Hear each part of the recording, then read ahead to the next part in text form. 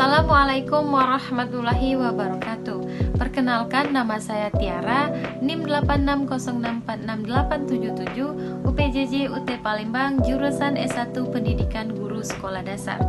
Di sini saya memenuhi tugas 3, mata pelajaran filsafat ilmu.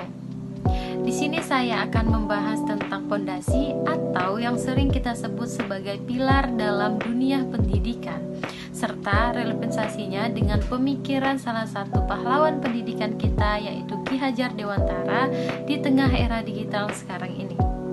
Pertama, makna pilar dalam pendidikan. Jadi sebenarnya apa sih makna pilar itu?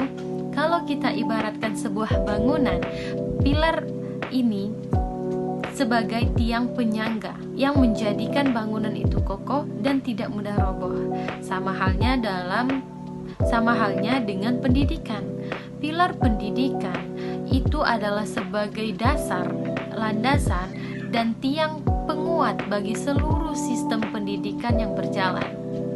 Tanpa pilar yang kuat, tujuan pendidikan hanya akan menjadi wacana dan output yang dihasilkan tidak akan maksimal. Pilar inilah yang menentukan arah, metode, dan nilai apa yang akan ditanamkan kepada tiap peserta didik. Kedua, prinsip dasar menurut Ki Hajar Dewantara. Salah satu pilar terkuat dalam sejarah pendidikan Indonesia adalah filosofi dari Bapak Ki Hajar Dewantara.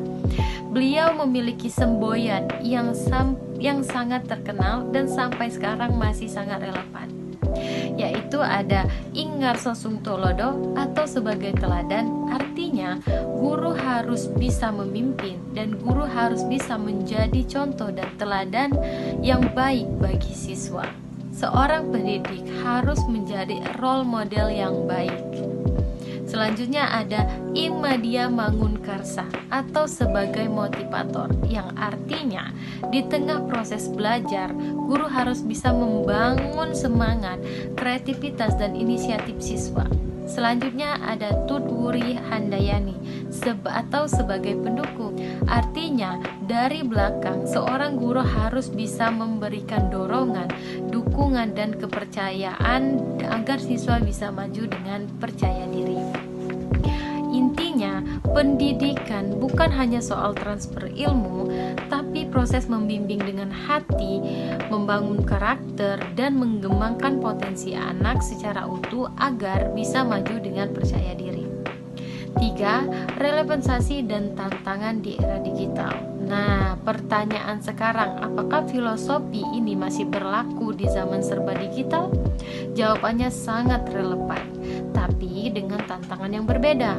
Di era sekarang, pelajaran tidak hanya terjadi di kelas, tapi juga lewat online atau daring.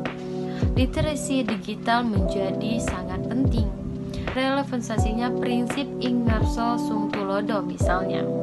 Sekarang tidak hanya soal memberikan contoh di kelas fisik, tapi juga di dunia maya. Guru dan peserta didik harus bijak bermedia sosial.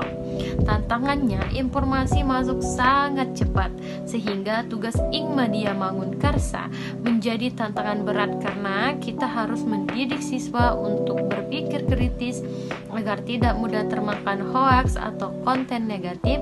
Selain itu, interaksi yang serba digital kadang membuat karakter empati dan sopan santun jadi tumpul. Jadi peran guru untuk membentuk karakter justru makin krusial agar teknologi tidak merusak moral, tapi justru memajukan potensi siswa.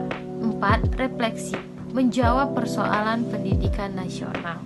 Sebagai penutup, saya berpikir filosofi ini adalah jawaban bagi persoalan pendidikan kita saat ini. Sering kita fokus pada nilai akademik atau teknologi, tapi lupa pada pembentukan karakter.